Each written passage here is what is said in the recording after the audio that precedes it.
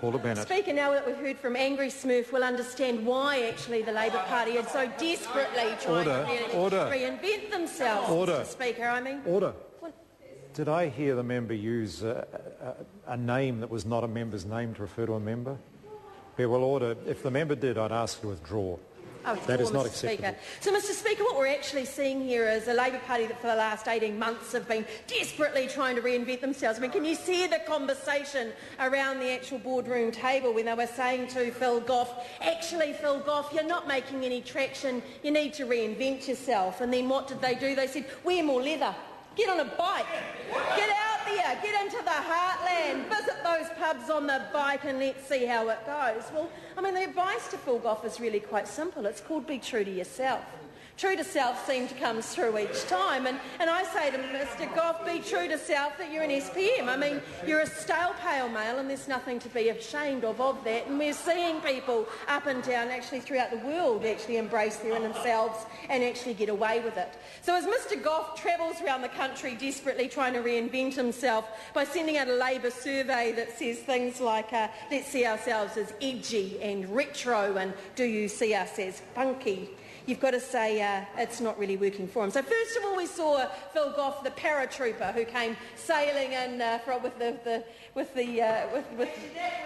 the plane, and that didn't really work for him. And then we saw him as the farmer, where he stuck the lamb on his shoulder, and we all remember that sort of thing, where any farmer actually knows that all that'll happen is the lamb will pee down your back, quite frankly, if you stick one on your shoulder. So he sort of went for that sort of angle, and then he's gone for the biker dude, of course, where we've seen the leather and the cruising up and down, and you really can hear the conversation where it's like, Bill, I was wondering if it was like the Lone Ranger, and if Bill's the Lone Ranger, Phil Goff, then I mean, is there a Tonto uniform for Shane Jones? You've got to ask yourself, because that's about where we're heading. So it's sort of like ditch the spin, embrace who you truly are, and you never know, you might actually found yourselves being true to yourself and people actually believing it, because we see the biker as, can't you see him and Slick Rick Barker pulling up on their bikes to the pubs with Annette King in the background of the car trundling along behind, and those people in the pubs sort of going, woohoo, here they are to change our lives. And they're sitting there filling in a Labour survey saying, well, are we retro? Are we funky? Are we really that? And quite frankly, is it any surprise that we're seeing such an absolute display of... I mean, we see Facebook at the moment, and obviously in conjunction with this, Phil put up a nice photo of himself as the young, hip, new face of the Labour Party, and that photo just showing just truly how retro and funky Phil Goff really is, and that's a great sort of start to the sort of program, and that's a nice sort of trying to reinvent yourselves and find out who you can be. But, Mr Speaker, I just simply say when you hear the rhetoric, when you hear the sort of questions that are coming from the Labour Party, there is something kind of simple in all of this messaging, and it's that we simply cannot continue the way we are.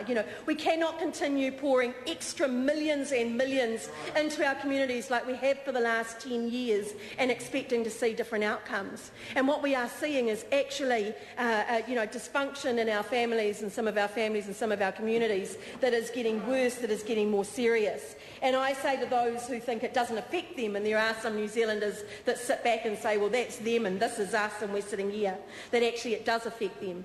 If you have such dysfunction in a family that they're actually hurting each other and they're hurting their children, then imagine what they are doing to their street, to their community, to their country, because they simply have nothing invested in that. So to say we're going to do some stuff differently, to say that we're actually going to take some of the power out of Wellington and put it back into our communities and let them decide how we do it through programs like Whānau, like contracting, like High Trust.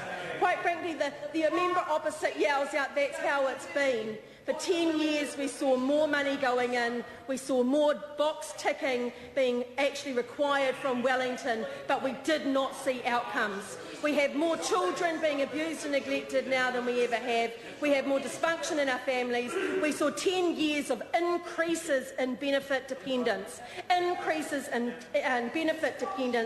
that is simply actually driven to a society that is going backwards and not... Let me give the members some evidence of that. In December 2000, there were 33,560 people on sickness benefit. In December 2008, there were 50,890 196 people on sickness benefit.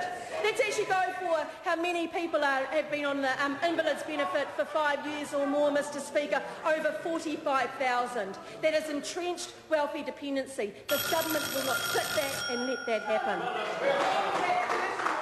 The Honourable Rodney Hyde. Thank you.